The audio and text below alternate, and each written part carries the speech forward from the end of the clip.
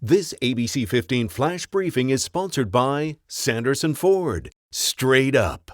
Good morning. I'm Nick Soletti here on a Monday with your top stories from ABC15 Arizona. This week, the state ban against mask mandates in schools will take effect. Today, we're hearing from one of the researchers behind a new study showing schools in Arizona without a mask requirement are more likely to see a serious spread of COVID.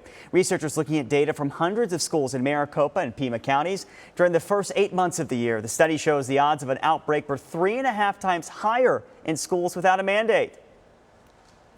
As school starts so early here in Arizona, it gives us kind of a unique advantage of being able to take an early look at the data. When it comes down to it, the data is clear. Masks are highly beneficial to reducing transmission in the school setting.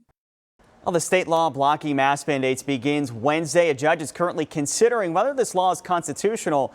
A ruling could come before that. With the mask mandate ban impacting children, you might be wondering what's going on with the COVID vaccine. Pfizer says it's ready to ask the FDA for authorization for children ages 5 to 11. Several studies in kids between those ages have shown a strong antibody response. The vaccine isn't different from the adult dose, just 1/3 of the size. Pfizer is still evaluating its vaccine in children younger than 5. A return to normal life is what many have been waiting for, and Pfizer's CEO says it could happen soon. In an interview, he says that reality could be possible within a year. He did stress yearly vaccinations for COVID-19 would be likely as new variants continue to emerge. Moderna's CEO also proposed a similar timeline in a recent interview. The father of a missing geologist here in the valley is hoping to put pressure on Buckeye police to do more in the search for his 24-year-old son. Daniel Robinson hasn't been seen since June. His father, who's from South Carolina, tells us he's spent the past few months in the West Valley assembling his own team of private investigators and volunteer search crews. He believes his son would have been found already if it had been for more help from law enforcement. Conducted 7 weeks of searches without any assistance from the Buckeye Police Department, including searches with cadaver dogs, drones, fixed-wing aircraft. David Robinson says he hopes the Gabby Petito case can be a template of how all missing person cases should be handled in this country. If you feel like you're paying more for gas right now, the numbers, yeah, you're not wrong here. Compared to this time last year, the price of a gallon of regular unleaded is up $1. AAA says the national average is $3.18 a gallon. Right now, people living in California, they're paying the most at $4.39 a gallon. The lowest, $2.81 in Mississippi. Here in Arizona, the average is $3.15 a gallon. We're finding it as low as $2.82 in the West Valley, but that's at Costco and Sam's Club. You need a membership. Of course, you can find the cheapest gas near you on our website. Let's go to abc15.com/gas. United Airlines right now facing a $2 million fine there for violating its rules of leaving delayed planes full of passengers on the tarmac for too long. The Transportation Department says the fine is based on 25 flights between 2015 and 2021. It's the biggest fine ever for these kinds of violations.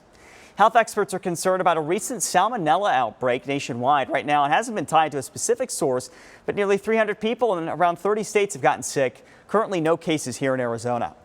Drive-through service may be taking a step back. A new report from a market research group shows drive-through restaurants are not as fast as they were a few years ago.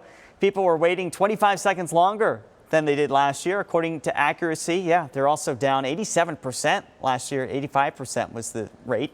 Chick-fil-A was best overall, followed by Taco Bell for accuracy. Arby's, Burger King, Carl's Jr. all tied for third.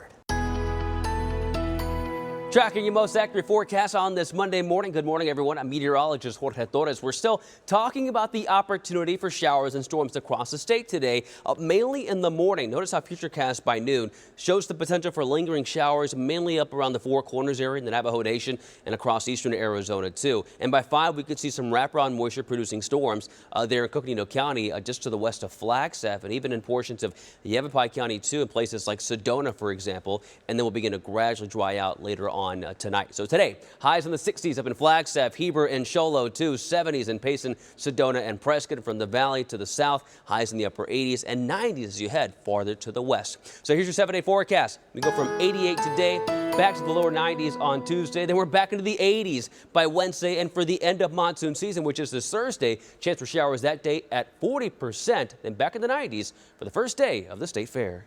For the latest headlines, weather, and traffic, just go to abc15.com or download our free ABC15 mobile app.